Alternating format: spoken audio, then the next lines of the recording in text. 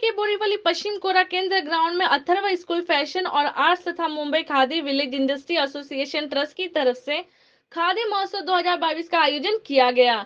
इस कार्यक्रम का आयोजन उत्तर मुंबई के भाजपा सांसद गोपाल शेट्टी के हाथों रिबन काटकर किया गया।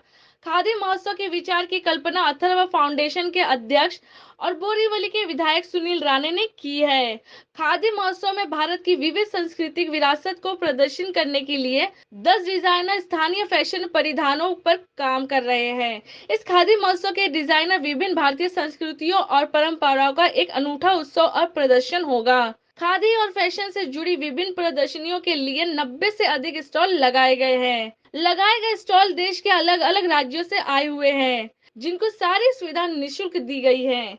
इस महोत्सव में खादी स्वतंत्रता के पूर्व समय में सामाजिक परिवर्तन का एक उपकरण है। इस महोत्सव में खादी स्वतंत्रता के पूर्व समय में सामाजिक परिवर्तन का एक उपकरण है और आधुनिक समय में लचीलापन, पुनरुत्थान और आत्मनिर्भरता का प्रतीक है। हमारे महान स्वतंत्रता सेनानियों की मामूली पोशाक के कारण खादी फैशन का प्रतीक बन गई है।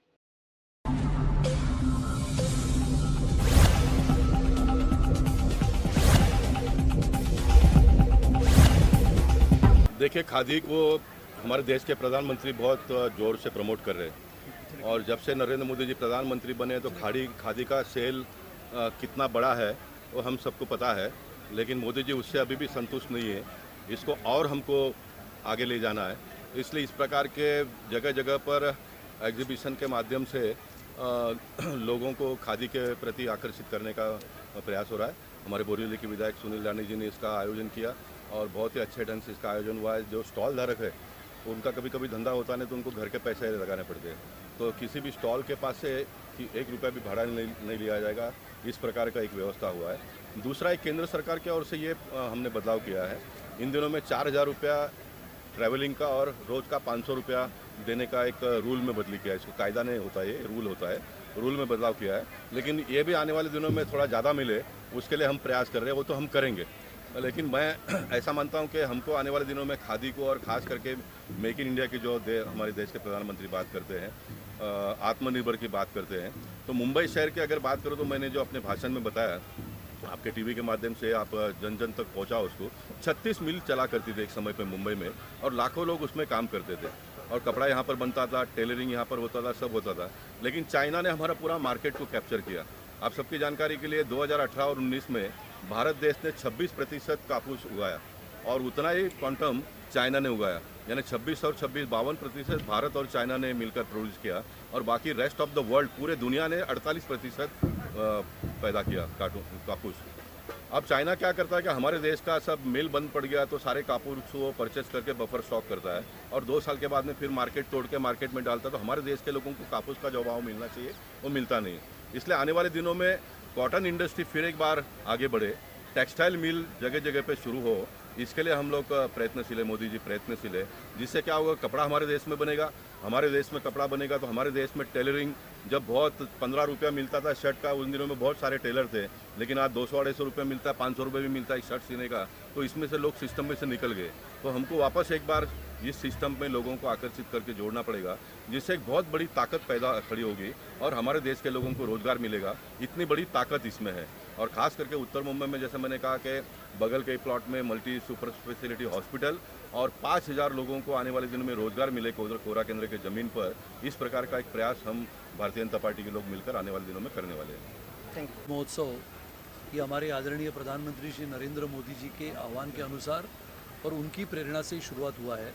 इसका उद्घाटन हमारे उत्तर मुंबई के सांसद सम्माननीय श्री गोपाल शेट्टी जी के कर कमलों द्वारा आज हुआ है। हम सब जानते हैं कि खादी ये भारत की संस्कृति और परंपरा को उजागर करने वाला एक क्षेत्र था। स्वतंत्रता के संग्राम में स्वतंत्रता के सेनानियों ने खादी की परिभाषा तभी भी हमारे सामने रखी थी। बहुत सहजता से, सरलता से और सीधे तरीके से, सहजता से पहनने वाला ये हमारा खादी के पहराव हुआ करते थे। और आज की पीढ़ी को, युवा पीढ़ी को ये खादी, इसकी पहचान हो, इसका प्रचार हो, इसका प्रसार हो, इसके लिए खादी महोत्सव का आयोजन हमने बोरीवली में किया है।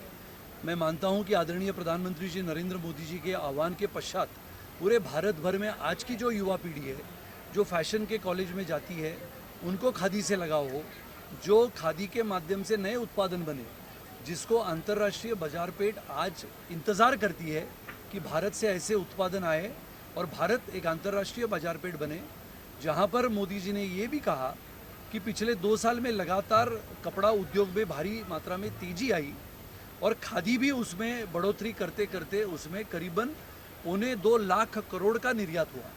और ये 1.25 लाख करोड़ का निर्यात इसके लिए हुआ क्योंकि खादी के माध्यम से, कपड़े के माध्यम से, हाथमाग के माध्यम से ये उत्पादनों के लिए अंतर्राष्ट्रीय बाजार पेट तैयार हुई है। इसके लिए मैं अभिनंदन करता हूँ हमारे आदरणीय प्रधानमंत्री जी नरेंद्र मोदी जी का, हमारे उत्तर मुंबई के सांसद जो ये विषय को लेके संसद तक चले जाएं और हमारे छोटे छोटे काश्तगीर है, कारागीर है, छोटे छोटे उत्पादन करने वाले हमारे छोटे उद्योजक है, उनके लिए कुछ ना कुछ ऐसा करने का मौका हम सबको मिले ताकि आने वाले समय में भारत ऐसे राह पर चले, ऐसी दिशा में चले जो ये छोटे उत्पादकों के माध्यम से, छोटे उद्योजकों के माध्यम से भारत खादी के माध्यम से सबसे बड़ा विश्व में एक देश बने। इस महोत्सव में कहाँ से जो हम स्टॉल देख पा रहे हैं, ये मुंबई से ही लोग हैं या फिर से बाहर से भी लोग यहाँ पर जयपुर, उदयपुर यानी राजस्थान से, उत्तर प्रदेश से, मध्य प्रदेश से, महाराष्ट्र से, उड़ीसा से, छत्तीसगढ़ से, ऐसे अलग अलग राज्यों से लोग आए हैं।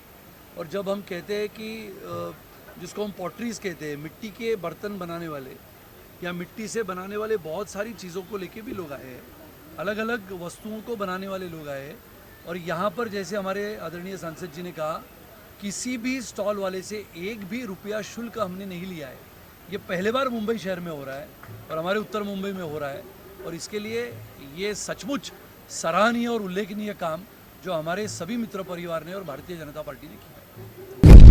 आप देख रहे हैं सक्षम न्यूज इंडिया, सबसे पहले सबसे तेज।